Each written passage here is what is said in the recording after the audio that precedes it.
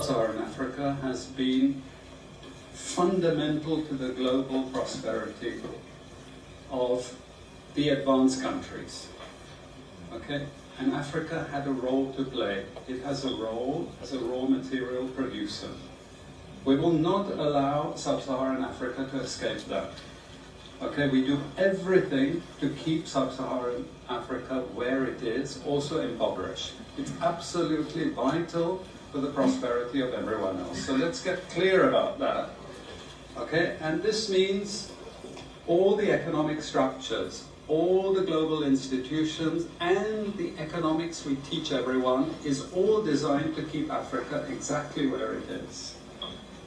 And whether it is Europe or US or now China, it's always the same. We need Africa to be impoverished because we need those raw materials and we need them dirt cheap. Okay, so that's the message. It doesn't mean to say that there's nothing Africans can do. Of course there is.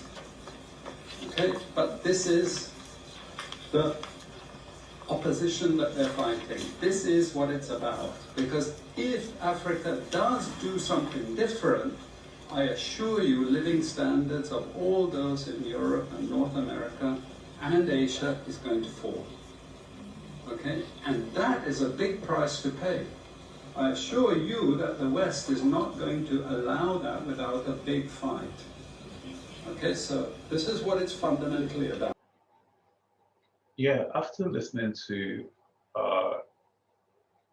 videos like the one that you just watched, and a lot more videos where Dr. Howard Nicholas dissected the economics behind where Africa has found itself today, I decided to reach out to him because I believe that there were solutions to the issues that presented themselves in Africa. Or for Africa. Dr. Howard was able to share a lot with me. And after our discussion, he had a parting word for everyone. Have a listen. What's your last or parting words to the African entrepreneur, to the African startup founder, to Africa in general? So, Dr. Howard. Mobu, thank you very much. Wonderful question.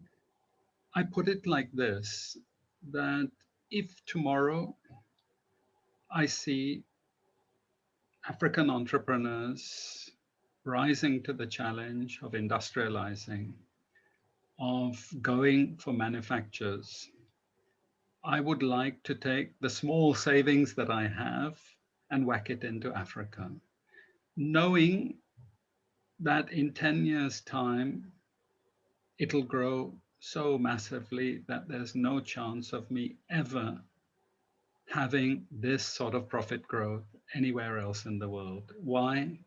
Because Africa has the human and natural resources to back that industrialization like no other place in the world. And that's what gives me hope. It's only a matter of now taking up this challenge and going for industrialization. Fantastic. Thank you, sir. And you believe that we can do better than China? Not only can you do better than China, I think it's not a question of even doing better, but it's really a question of doing it in a shorter period of time even. Because we now have a different technology base than China had to work with.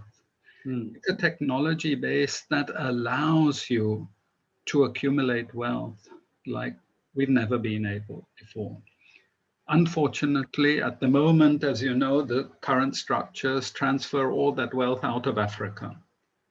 But once we're able to harness that by African people in Africa and use that for industrialization process, I can foresee Sub-Saharan Africa having a standard of living higher than China has today in just 20 years. Wow. And remember, China has lifted 700 million people out of poverty. to middle class level, I see the same happening in sub-Saharan Africa. Remember, you have 420 million people in poverty. I see all of that being wiped out. Wow. In 20 years. Wow. Thank you so much, Dr. Howard. It's been such an honor speaking to you. We really appreciate this discussion. And hopefully very soon you will be speaking to a wider audience of us. We'll be putting something together. And yeah, thank you so much, sir. I appreciate you. Pleasure, Mobu. Catch you soon. Huh? Thank you. Bye-bye. Thanks for chatting to me.